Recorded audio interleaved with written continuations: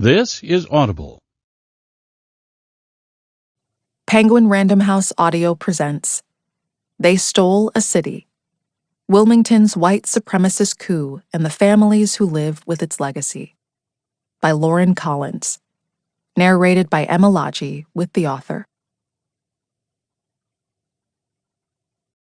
For Claudia and Louis, in loving memory of Cynthia Javette Brown, 1955 to 2023.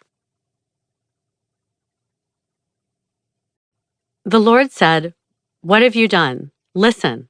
Your brother's blood cries out to me from the ground." Genesis 4:10. The blood of Joshua Halsey still cries, and the question is, can we hear it? Reverend William Barber, Pine Forest Cemetery, Wilmington, North Carolina, November 2021.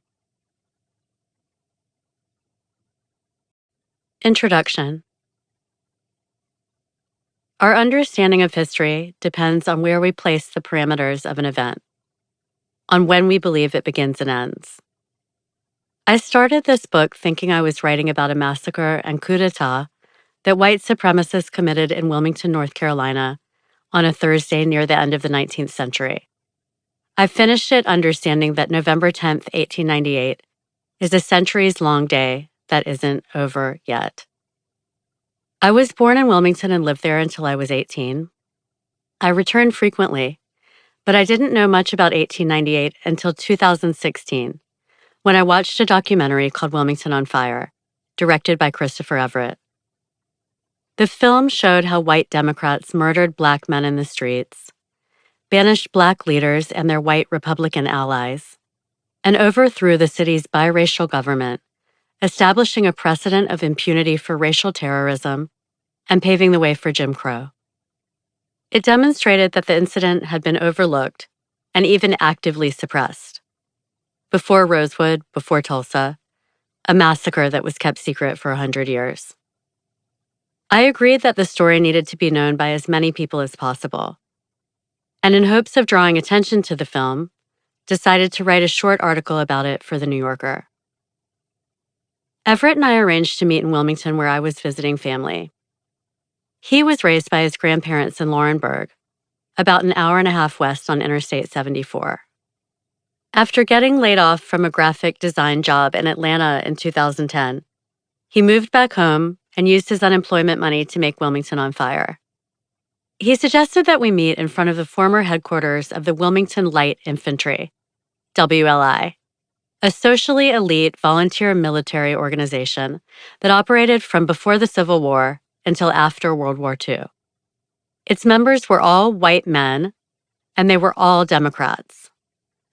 Before the political parties essentially switched ideologies in the mid-20th century, the Democrats stood for states' rights and social conservatism. It was there at the WLI Armory, on the morning of November 10th, 1898, that a crowd of heavily armed white men gathered to impose their will by force. Everett and I sat on a pair of pedestals that flanked the entrance to the elegant marble-clad Greek Revival building.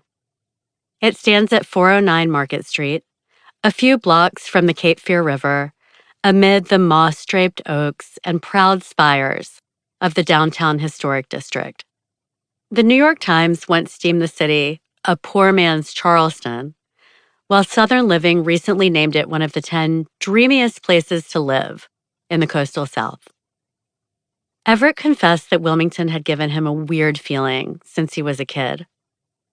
"It just always felt like something was off here," he said.